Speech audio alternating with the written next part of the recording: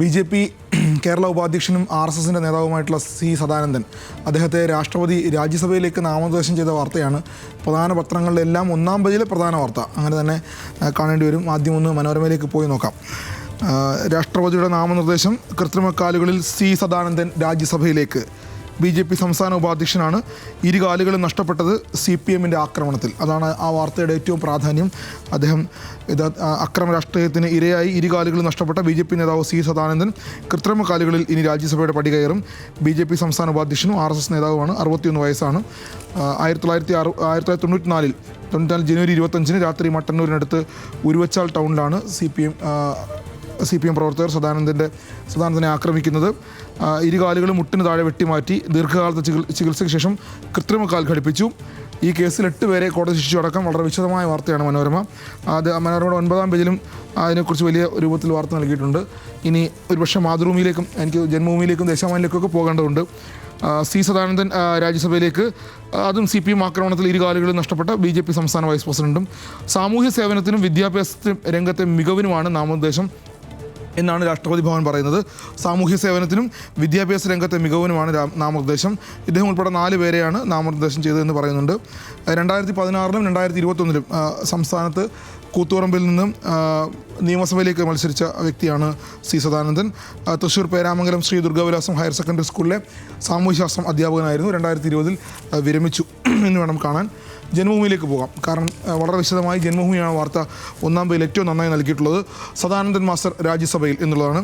അദ്ദേഹത്തിൻ്റെ ഭാര്യ വനിതാ റാണി മധുരം നൽകുന്ന ചിത്രം കൂടി 1-ാം പേജിൽ നൽകിയിട്ടുണ്ട്. ധൈര്യത്തിൻ്റെ പ്രതിരൂപമെന്ന് പ്രധാനമന്ത്രി അദ്ദേഹത്തെ ഇന്നലെ വിശേഷിപ്പിച്ചു. പ്രത്യേക നിയോഗമായി കാണുന്നുവെന്ന് സദാനന്ദൻ മാസ്റ്റർ. 2016-ൽ കൂത്തുപറമ്പിൽ നരേന്ദ്രമോദി നേരിട്ടെത്തിയാണ് അദ്ദേഹത്തിൻ്റെ തെരഞ്ഞെടുപ്പ് പ്രചാരണത്തിന് നേതൃത്വം വഹിച്ചത് എന്നുകൂടി കാണേണ്ടതുണ്ട്.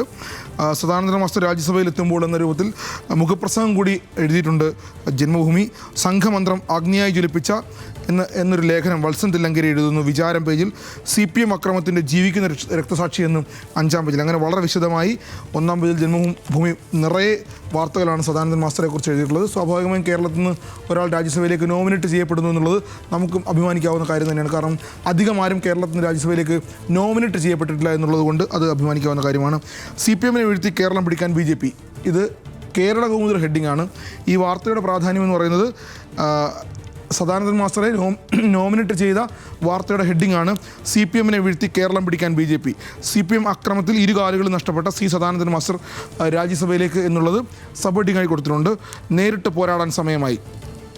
ഇതൊരു കേരള കൗമുദിയുടെ വിശകലനം പോലെയാണ് നമുക്ക് വായിക്കുമ്പോൾ മനസ്സിലാക്കുന്നത്. 6-ാം പേജിൽ അക്രമ രാഷ്ട്രീയത്തിൻ്റെ ജീവിക്കുന്ന ചരിത്രമെന്ന് ഒരു വലിയ ലേഖനം കൂടി 6-ാം പേജിൽ കൊടുത്തിട്ടുണ്ട്. ആ ചിത്രം ഒരുപക്ഷെ അദ്ദേഹത്തിൻ്റെ കാലുകൾ 2 കാലുകളും ഊരി കസേര ഇരിക്കുന്ന ചിത്രമാണ് 6-ാം പേജിൽ കേരള കൗമുദി നൽകിയിട്ടുള്ളത് എന്ന് വേണം കാണാൻ. ബംഗാളിലും ത്രിപുരയിലും CPMന് ശക്തി പോയെങ്കിലും കേരളത്തിൽ അത് ശക്തമാണ്. അപ്പോൾ ആ രൂപത്തിൽ അത് തിരിച്ചു പിടിക്കണം. അത് മാത്രമല്ല മുഖ്യമന്ത്രി പിണറായി വിജയനുമായും CPMുമായും BJPക്ക് രഹസ്യബന്ധമുണ്ട് എന്ന വാദത്തെ തള്ളാൻ കൂടി ഇതുകൊണ്ട് സാധിക്കുമെന്നാണ് BJP വിചാരിക്കുന്നത്. എന്തായാലും കേരള കൗമുദി ഒരുപക്ഷെ ജന്മഭൂമിയേക്കാൾ ഒരു പടി കടന്നാണ് ഈ വാർത്ത നൽകിയിട്ടുള്ളത് എന്ന് വേണം കാണാൻ. വീക്ഷണവും ദേശാഭിമാനിയും നേരെ തിരിച്ചാണ് വാർത്തകൾ നൽകുന്നത്. RSS നേതാവ് വിശിഷ്ട വ്യക്തിയായി രാജ്യസഭയിലേക്ക് എന്നാണ് ദേശാഭിമാനിയുടെ 1-ാം പേജിലെ വാർത്ത. സി സദാനന്ദൻ്റെ നാമനിർദ്ദേശം ഭരണഘടനയ്ക്ക് വിരുദ്ധം എന്നുകൂടിയാണ് ദേശാഭിമാനി പറയുന്നത്. കലാ, ശാസ്ത്രം, സാഹിത്യം, കായികം തുടങ്ങി വിവിധ മേഖലകളിൽ പ്രാഗൽഭ്യം തെളിയിച്ച് രാജ്യത്തിൻ്റെ അഭിമാനമായവരെ രാജ്യസഭയിലേക്ക് നേരിട്ട് നാമനിർദ്ദേശം ചെയ്യുന്നതാണ് കീഴ്വഴക്കം എന്നുകൂടി ദേശാഭിമാനി പറയുന്നു. അങ്ങനെ വളരെ വിശദമായി 1-ാം പേജിൽ ദേശാഭിമാനിയും എൻ്റെ കയ്യിൽ വീക്ഷണവും ഒരുപക്ഷെ ഇങ്ങനെ ചെയ്യാൻ പാടില്ലായിരുന്നു, ഭരണഘടനാ വിരുദ്ധം തന്നെയാണ് എന്നാണ് വീക്ഷണവും പറയുന്നത്. അതാണ് സദാനന്ദൻ മാസ്റ്റർ രാജ്യസഭയിലേക്ക് പോകുമ്പോൾ പ്രധാനപ്പെട്ട ഒരു വാർത്തയായി നമ്മുടെ പത്രങ്ങളെല്ലാം 1-ാം പേജിൽ നൽകിയിട്ടുള്ളത് എന്ന് വേണം കാണാൻ. ഇനിയുള്ളത് മാതൃഭൂമിയിലും മനോരമയിലും പ്രധാനപ്പെട്ട 2 വാർത്തകൾ. രണ്ട് പത്രങ്ങളും 1-ാം പേജിൽ പ്രധാന വാർത്തയാക്കിയിട്ടുള്ളത് ഏറ്റവും പ്രധാനപ്പെട്ട വാർത്തയായി ലീഡ് വാർത്തയായി നൽകിയിട്ടുള്ളത് 2 വ്യത്യസ്ത വാർത്തകളാണ്. അതിലേക്കൊന്ന് വേഗം പോകാം. നമ്മളുടെ നാട്ടിൽ കേന്ദ്ര ജീവനക്കാരും സംസ്ഥാന ജീവനക്കാരുമായി പെൻഷൻകാരുണ്ട്. ആ പെൻഷൻകാരുടെ വിവരങ്ങൾ ചോർത്തിയെടുത്ത് സംസ്ഥാനത്ത് ഓൺലൈൻ തട്ടിപ്പ് വ്യാപകമാണ് എന്ന വാർത്ത മാതൃഭൂമി 1-ാം പേജിൽ നൽകിയിട്ടുണ്ട്. അത് പെൻഷൻ കവർച്ച എന്ന പേരിലാണ്. പെൻഷൻകാരുടെ ഡേറ്റ ചോർത്തിയാണ് വമ്പൻ തട്ടിപ്പ് നടത്തുന്നത് എന്നുകൂടി മാതൃഭൂമി പറയുന്നുണ്ട്. ഒറ്റ ഫോൺ കോൾ, ഒരൊറ്റ OTP, അക്കൗണ്ടിലെ പണം മുഴുവൻ തട്ടിപ്പുകാരുടെ കയ്യിൽ. അതുകൊണ്ട് പ്രത്യേകിച്ചും എല്ലാവരും, ഇത് പെൻഷൻകാർ മാത്രമല്ല, നമുക്കറിയാം സൈബർ തട്ടിപ്പ് നാട്ടിൽ വളരെ വ്യാപകമാണ്. അതുകൊണ്ട് എല്ലാവരും ശ്രദ്ധിക്കുക. ആരെങ്കിലും OTP ചോദിച്ച് വിളിച്ചാൽ പറഞ്ഞു കൊടുക്കരുത് എന്നാണ് പറയുന്നത്. ഒരുപാട് ആളുകൾ ഇതിൽ വഞ്ചിതരാകുന്നുണ്ട്. വളരെ കാഷ്വലായി ഫോൺ എടുത്ത് കേൾക്കുന്ന പാടെ വിളിക്കരുത്. ജീവൻ പ്രമാൺ പത്ര ഉദ്യോഗസ്ഥർ, ആ ഉദ്യോഗസ്ഥർ കേന്ദ്ര സർക്കാരിൻ്റെ ജീവനക്കാരാണ് ബാധിക്കുന്നത്, ഈ വിഷയം ബാധിക്കുന്നതും. ജീവൻ പ്രമാൺ പത്ര എന്ന പേരിൽ ഉദ്യോഗസ്ഥർ ആരെങ്കിലും വിളിച്ചാൽ നിങ്ങളുടെ OTP കൊടുക്കരുതെന്നാണ് മാതൃഭൂമി വാർത്ത വായിച്ചാൽ മനസ്സിലാകുന്നത്. മനോരമയിലുള്ള മറ്റൊരു വാർത്ത, നമുക്കറിയാം വിവരാവകാശ നിയമവുമായി ബന്ധപ്പെട്ട് ഏറ്റവും കൂടുതൽ ചോദ്യങ്ങൾ ചോദിക്കുന്നത് അഴിമതിയുമായി ബന്ധപ്പെട്ടാണ്. അപ്പോൾ ആ അഴിമതിയുമായി ബന്ധപ്പെട്ട് ചോദ്യങ്ങൾ ചോദിക്കുന്നത് വിജിലൻസിനോടാണ്. അപ്പോൾ വിജിലൻസിനെ വിവരാവകാശ നിയമത്തിൽ നിന്ന് ഒഴിവാക്കാനാണ് തീരുമാനം. അങ്ങനെ ഒരു തീരുമാനം ഉണ്ടാകുന്നു എന്നാണ് മനോരമ റിപ്പോർട്ട് ചെയ്യുന്നത്. നിയമപരിധിയിൽ നിന്ന് ഒഴിവാക്കാൻ ആവശ്യപ്പെട്ടത് വിജിലൻസ് ഡയറക്ടർ തന്നെയെന്നും മനോരമ പറയുന്നു.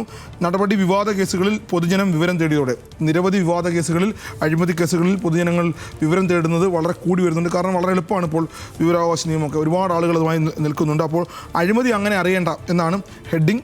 വിജിലൻസിനെ വിവരാവകാശ നിയമത്തിൻ്റെ പരിധിയിൽ നിന്ന് ഒഴിവാക്കുന്നു. പൂരം കലക്കലുമായി ബന്ധപ്പെട്ടൊക്കെ നിരവധി ചോദ്യങ്ങൾ വന്നു. പൂരം കലക്കൽ അങ്ങനെ പുറത്തറിയില്ല എന്നാണ് പറയുന്നത്. വിവരാവകാശ നിയമത്തിൽ നിന്ന് മുൻപ് ഒഴിവാക്കിയതിനെക്കുറിച്ചും പറയുന്നുണ്ട്. Crime branch, special branch, crime records bureau, ഒടുവിൽ വിജിലൻസ് കൂടി ഒഴിവാകുമ്പോൾ അഴിമതിയെക്കുറിച്ച് അറിയാനുള്ള നമ്മളുടെ അവകാശം ഇല്ലാതാകുമോ എന്ന സംശയമുണ്ട്. മറ്റൊരു വാർത്ത സുപ്രഭാതം ഒന്നാം പേജിൽ പ്രധാനപ്പെട്ട വാർത്തയാക്കിയിട്ടുള്ളത്, നമ്മൾ മുൻപും ഈ കാര്യം, ഈ റാഗിങ്ങിനെ സംബന്ധിച്ച് ഒരുപാട് കാര്യങ്ങൾ പറഞ്ഞിട്ടുള്ളതാണ്. ബോഡി ഷെയ്മിങ്, കേരള റാഗിംഗ് നിരോധന ഭേദഗതി ബിൽ, കരടിൽ കടുത്ത വ്യവസ്ഥകൾ. ബോഡി ഷെയ്മിങ്ങിനും റാഗിംഗ് നമുക്കറിയാം, കോളേജുകൾ മാത്രമല്ല അത് സമൂഹ മാധ്യമങ്ങളിലൂടെയൊക്കെ വലിയ രൂപത്തിൽ ബോഡി ഷെയ്മിങ് നടക്കുന്ന കാലമാണ്. ആ ബോഡി ഷെയ്മിങ്ങും ഇനി റാഗിങ്ങായി വരുന്നു. വിദ്യാഭ്യാസ സ്ഥാപനങ്ങളുടെ പരിധി വിപുലീകരിച്ചു. ഓൺലൈനിലൂടെയുള്ള ശല്യം ചെയ്യലും നിയമപരിധി. ഓൺലൈനിലാണ് ഇപ്പോൾ ഏറ്റവും കൂടുതൽ ശല്യം നടക്കുന്നത്, നേരിട്ടല്ല എന്ന് നമുക്കറിയാം. റാഗിങ്ങിൻ്റെ പരിധിയിൽ വരുന്ന പ്രധാന പ്രവൃത്തികളൊക്കെ പറയുന്നുണ്ട്. ബോഡി ഷെയ്മിങ്, ഓൺലൈൻ വഴിയുള്ള ശല്യം ചെയ്യൽ, പിന്നെ ക്രിമിനൽ ഗൂഢാലോചന, നിയമവിരുദ്ധമായി സംഘം ചേരൽ, കലാപം, പൊതുശല്യം, അതൊക്കെ സാധാരണഗതിയിലുള്ളതാണ്. ഈ പുതിയ രണ്ട് കാര്യങ്ങൾ ബോഡി ഷെയ്മിങ്ങും ഓൺലൈൻ വഴിയുള്ള ശല്യവുമാണ്. അത് സുപ്രഭാതവും ഹിന്ദുവും ഒന്നാം പേജിൽ, ഹിന്ദുവാണ് മറ്റൊരു പത്രം ഒന്നാം പേജിൽ നൽകിയിട്ടുള്ളത്. Body shaming, online ragging punishable under draft എന്ന ലെജിസ്ലേഷൻ എന്ന് കൂടി പറയുന്നുണ്ട് ഹിന്ദു. ഈ രണ്ട് പത്രങ്ങൾ മാത്രമാണ് ഇത് വളരെ പ്രാധാന്യത്തോടെ നൽകിയിട്ടുള്ളത്. വലിയ പ്രാധാന്യമുള്ള വാർത്തയാണ്, നമ്മുടെ കുട്ടികളെ സമൂഹത്തിൽ വലിയ രൂപത്തിൽ ബാധിക്കുന്നുള്ളതുകൊണ്ട് അത് വലിയ പ്രധാന വാർത്തയാണ്. മറ്റൊന്ന് രണ്ട് വാർത്തകളാണ്. നമുക്കറിയാം അഹമ്മദാബാദ് വിമാന അപകടവും ഇന്നലെ ഉണ്ടായ തമിഴ്നാട്ടിലെ തിരുവള്ളൂരിലുണ്ടായ ട്രെയിൻ അപകടവും. ആ ട്രെയിൻ അപകടവും അട്ടിമറിയാണോ എന്ന് സംശയമുണ്ട്. അത് മനോരമ ഒന്നാം പേജിൽ നൽകിയിട്ടുണ്ട്. എല്ലാ പത്രങ്ങളും ആ വാർത്ത കൈകാര്യം ചെയ്തിട്ടുണ്ട്. തീപിടുത്തം, പൊട്ടിത്തെറി, അട്ടിമറിയോ. ഇന്നലെ ട്രെയിൻ പാളം തെറ്റുന്നു, തീപിടിക്കുന്നു, പൊട്ടിത്തെറിക്കുന്നു. ഏതാണ്ട് 5ഓളം ബോഗികൾ പൂർണ്ണമായും കത്തിപ്പോകുന്നു. ശരിക്കും തീ വണ്ടി തന്നെയായിരുന്നു ഇന്നലെ. ട്രെയിൻ എന്നുള്ളത് തീ ഗോളമായിരുന്നു തിരുവള്ളൂരിൽ. അപ്പോൾ തീവണ്ടിയായിരുന്നു. അത് അട്ടിമറിയോ എന്നുള്ള സംശയത്തിന് കാരണമുണ്ട്. പാളത്തിൽ വിള്ളലുണ്ടായിരുന്നു മുൻപ് എന്നുകൂടി മനോരമ പറയുന്നു. എല്ലാ പത്രങ്ങളും അത് വളരെ വിശദമായി നൽകിയിട്ടുണ്ട്. പിന്നെ എന്നുള്ള അഹമ്മദാബാദ് വിമാന അപകടമാണ്. കഴിഞ്ഞ ഒരുപാട് നാളുകളായി നമ്മൾ ചർച്ച ചെയ്തു പോകുന്നതാണ്. ഈ വിമാന അപകടവുമായി ബന്ധപ്പെട്ട് കഴിഞ്ഞ ദിവസങ്ങളുണ്ടായ ഏറ്റവും പ്രധാനപ്പെട്ട 1-2 കാര്യങ്ങൾ ഈ പൈലറ്റുമാരുമായി ബന്ധപ്പെട്ടാണ്. പൈലറ്റുമാർക്ക് നേരെയാണ് വിരൽ ചൂണ്ടുന്നത് എന്ന് എല്ലാവരും റിപ്പോർട്ട് ചെയ്തതാണ്. ഞാൻ തന്നെയാണ് ഇന്നലെ വളരെ വലിയ രൂപത്തിൽ റിപ്പോർട്ട് ചെയ്യുന്നത്. അപ്പോൾ സ്വാഭാവികമായും ആളുകൾക്ക് വലിയ ആശങ്കയുണ്ട്. പൈലറ്റുമാരാണോ, അവർ ആത്മഹത്യക്ക് ശ്രമിച്ചതാണോ, ആത്മഹത്യാവാദം ഒക്കെ ഇന്നലെ പൈലറ്റ് അസോസിയേഷനും തള്ളുന്നുണ്ട്. ദേശാഭിമാനിയും മാതൃഭൂമിയും മനോരമ വാർത്ത നന്നായി നൽകിയിട്ടുണ്ട്. മനോരമ ഒരുപക്ഷെ എഡിറ്റോറിയൽ പേജിൽ അഹമ്മദാബാദ് വിമാന അപകടത്തിന് കാരണമായത് ആരുടെ പിഴവ്, പ്രാഥമിക അന്വേഷണ റിപ്പോർട്ട് പുറത്തു വന്നിട്ടും തീരാതെ സംശയങ്ങൾ, പഴുതടച്ചേ തീരൂ. അതിലേറ്റവും പ്രധാനപ്പെട്ട പോയിന്റ്, വിമാന നിർമ്മാതാക്കളെ സംരക്ഷിക്കാനും പൈലറ്റുമാരെ പ്രതിസ്ഥാനത്ത് നിർത്താനുമുള്ള ശ്രമമാണോ പ്രാഥമിക അന്വേഷണ റിപ്പോർട്ട് എന്ന് പലരും സംശയിക്കുന്നു. നമ്മൾ ഇന്നലെ റിപ്പോർട്ട് ചെയ്യുമ്പോൾ ഇതുതന്നെയായിരുന്നു. അതൊരു പക്ഷേ ഏവിയേഷൻ രംഗത്തെ, വ്യോമയാന രംഗത്തെ ഒരു വിദഗ്ധ നീലം മാത്യൂസിൻ്റെ ലേഖനമാണ് മനോരമ 8-ാം പേജിൽ നൽകിയിട്ടുള്ളത്. അതൊരു വലിയ വാർത്തയാണ്. മാതൃഭൂമി 7-ാം പേജിൽ നൽകിയിട്ടുണ്ട്. ദേശാഭിമാനിയും ഈ വാർത്ത 7-ാം പേജിൽ നൽകിയിട്ടുണ്ട് എന്ന് വേണം കാണാൻ. അന്വേഷണ റിപ്പോർട്ടിൽ പൈലറ്റുമാർക്ക് അമർഷമുണ്ട്. അവരെ ആത്മഹത്യാവാദത്തിലേക്ക് കൊണ്ടുപോകരുത് എന്നാണ് ദേശാഭിമാനിയും പറയുന്നത്. മാത്രമല്ല എനിക്ക് തോന്നുന്നു ടൈംസ് ഓഫ് ഇന്ത്യ 1-ാം പേജിൽ വാർത്ത നൽകിയിട്ടുണ്ട്. പൈലറ്റിൽ അസാസിനേഷൻ എന്നുള്ള രൂപത്തിൽ.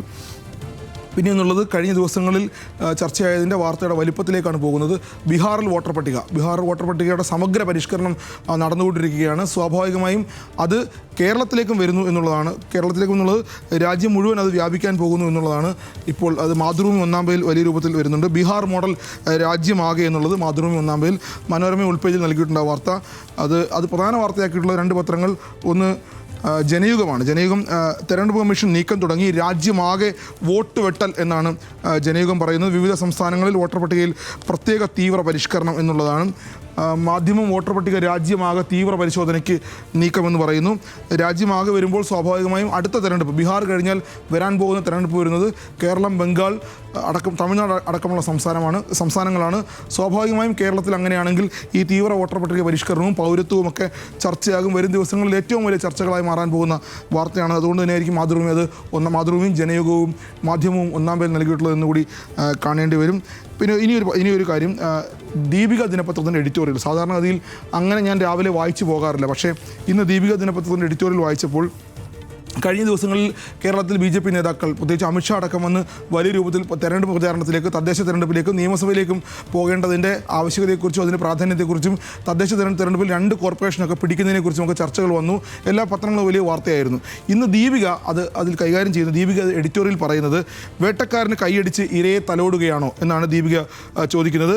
താഴെ രാജ്യത്ത് നടക്കുന്ന ക്രൈസ്തവ പീഡനങ്ങളോട് അരുതെന്ന് പറയാതെയാണ് 2026 കേരളത്തിൽ ഭരണം പിടിക്കാൻ BJP കച്ചകെട്ടി ഇറങ്ങിയിരിക്കുന്നത്. അതിനായി ക്രൈസ്തവരെ കൂടെ കൂട്ടാൻ പദ്ധതിയിടുന്നുണ്ട് എന്നാണ് ദീപിക പറഞ്ഞു വെക്കുന്നത്. രൂക്ഷമായ വിമർശനമാണ്. ക്രൈസ്തവർ രാജ്യമാകെ അക്രമം നേരിടുമ്പോൾ, പീഡനം നേരിടുമ്പോൾ അതൊക്കെ മറച്ചു വെച്ചുകൊണ്ട് BJP കേരളം പിടിക്കാൻ 2026 പിടിക്കാൻ ശ്രമിക്കുകയാണോ എന്ന ചോദ്യം. കേന്ദ്രവും ഭൂരിപക്ഷം സംസ്ഥാനങ്ങളും ഭരിക്കുന്ന BJPയുടെ നയങ്ങളിലെ ഇരട്ടത്താപ്പ് അങ്ങേയറ്റം അപമാനകരമാണ് എന്ന് ഫസ്റ്റ് ലൈനാണ്, ആദ്യ ലൈൻ തന്നെയാണ് പറയുന്നത്. ഗോവയിലും കേരളത്തിലുമടക്കം ക്രൈസ്തവർ നിർണായക ശക്തിയായ സംസ്ഥാനങ്ങളിൽ ക്രൈസ്തവരോടൊപ്പമാണെന്ന പ്രതീതി ജനിപ്പിക്കുന്ന BJP പിന്നെ വളരെ വിശദമായി BJP വിമർശിക്കുകയാണ്. ഞാൻ അധികം വായിച്ചു പോകുന്നില്ല. പക്ഷേ ദീപികയുടെ വിമർശനം ശ്രദ്ധേയമാണ്. കാരണം കേരളത്തിൽ തെരഞ്ഞെടുപ്പ് വരാൻ പോകുന്നു, ക്രൈസ്തവർ ആർക്കൊപ്പം എന്നുള്ളത് വലിയ ചർച്ചയാകുന്ന സാഹചര്യത്തിൽ അതുകൂടി സംസാരിച്ച് പോകണം. ഇനിയൊന്ന് CPM-നെ കുറിച്ചാണ്. CPM EMS അക്കാദമിയിൽ ഒരു ശില്പശാല നടത്തിയ കാര്യം ഇതിനു മുമ്പ് നമ്മൾ സംസാരിച്ചിരുന്നു. ആ ശില്പശാല സാമൂഹ്യ മാധ്യമങ്ങളിൽ ഇടപെടാനായിട്ട് ഇടതുപക്ഷത്തിന് അല്ലെങ്കിൽ CPM-ന് പുറത്ത് നിൽക്കുന്ന എന്നാൽ CPM-നോട് താല്പര്യമുള്ള ആളുകളെ കൂട്ടിച്ചേർത്തുകൊണ്ട് ഒരു ശില്പശാല EMS അക്കാദമിയിൽ സംഘടിപ്പിച്ചിരുന്നു. ആ ശില്പശാലയുടെ ചിത്രങ്ങളൊന്നും പുറത്തുവിടരുതെന്ന് കർശനമായി CPM പറയുകയും ചെയ്തിരുന്നു. അത് ആരൊക്കെയാണ് പങ്കെടുത്തതെന്ന് നമുക്കറിയാൻ കഴിയില്ല. പക്ഷേ മാതൃഭൂമി ഇന്നൊരു വാർത്ത കൊടുക്കുന്നത് CPM-ൽ 10,000 പട എന്നാണ്. മാതൃഭൂമിയുടെ 7-ാം പേജിൽ CPM-ൽ 10,000 പട. 10,000 പട എന്താണെന്ന് ആലോചിക്കണം. ഒരുക്കുന്നത് CPM ഒരു സംഘടനയല്ല, എന്തോ ഒരു സംവിധാനം ഒരുക്കാൻ പോകുന്നുണ്ട്. ഒരുക്കുന്നത് പാർട്ടി അംഗങ്ങളല്ലാത്ത ഇടതുപക്ഷ ആഭിമുഖ്യമുള്ള 10,000 പേരെ. അത് സ്വതന്ത്രമായ ആശയപ്പോരാണ്. സാമൂഹ്യ മാധ്യമങ്ങളിൽ CPM-നെതിരെ വരുന്ന വിമർശനങ്ങളെ നിയന്ത്രിക്കാനും ഒപ്പം CPM-ൻ്റെ ആശയങ്ങൾ പ്രചരിപ്പിക്കാനും കൂടിയാണ് ഈ 10,000 പട എന്നുള്ളതാണ് നമ്മൾ മനസ്സിലാക്കുന്ന കാര്യം. ഇനിയെന്നുള്ളത് ഒരുപക്ഷെ വേഗം ഒന്ന് സ്പോർട്സ് പേജ് കൂടി പോയി നമുക്ക് അവസാനിപ്പിക്കാം. ഇന്നലെ 2 കാര്യങ്ങളാണ്. ഒന്ന് ക്ലബ്ബ് വേൾഡ് കപ്പ്, ഫുട്ബോളിൻ്റെ ക്ലബ്ബ് വേൾഡ് കപ്പ് ഫൈനലായിരുന്നു. അത് അവിടെ എല്ലാ അട്ടിമറികളും നടത്തി വന്ന PSG-യെ പരാജയപ്പെടുത്തി ഇംഗ്ലീഷ് വമ്പന്മാരായ ചെൽസി ക്ലബ്ബ് ലോകകപ്പ് കിരീടം നേടുന്നു. അത് മാതൃഭൂമിയും മനോരമയൊക്കെ പ്രധാനപ്പെട്ട എല്ലാ പത്രങ്ങളും സ്പോർട്സ് പേജ് നൽകുന്നുണ്ട്. മറ്റൊന്ന് സിന്നർ, അദ്ദേഹം വിംബിൾഡണിൽ യാനിക് സിന്നറിന്, ഇറ്റലിക്കാരനാണ് യാനിക് സിന്നർ, വിംബിൾഡൺ കന്നി കിരീടമാണ് നേടുന്നത്. ഒരുപക്ഷെ അത് വലിയ പ്രാധാന്യമുണ്ട്. കാരണം പുൽക്കോട്ടിൽ അൽക്കറാസ് ജയിക്കുമെന്ന് എല്ലാവരും വിചാരിച്ചിരുന്നു. പക്ഷേ ജയിച്ചത് സിന്നറാണ് എന്നുള്ളതുകൊണ്ടും സബാഷ് സിന്നർ എന്ന രൂപത്തിൽ, സിന്നർ സ്ലാം എന്ന രൂപത്തിൽ മനോരമയൊക്കെ വലിയ രൂപത്തിൽ വാർത്ത നൽകിയിട്ടുണ്ട്. ഇനി ഞാനൊരു കാര്യം കൂടി പറഞ്ഞ് വേഗം അവസാനിപ്പിക്കാം. ഈ കാവിക്കൊടി ഏന്തിയ ഭാരതാംബ വലിയ രൂപത്തിൽ വിവാദമാണ് കേരളത്തിൽ. അത് തുടരുകയാണ്. അതോടൊപ്പം തന്നെ ഇനി വരാൻ പോകുന്ന പാദപൂജ വിവാദമാണ്. ഗവർണർ അതിനും കൊടി ഉയർത്തി കൊടുത്തിട്ടുണ്ട്. അതുകൊണ്ട് വരാൻ പോകുന്ന വിവാദങ്ങൾക്കപ്പുറത്തേക്ക് ആ വാർത്ത വലുതാകും എന്ന് കണക്കാക്കുന്നു. പത്രങ്ങളിൽ ആ വാർത്തയുണ്ട്. ഞാൻ അതിലേക്ക് വിശദമായി പോകുന്നില്ല. സേതു.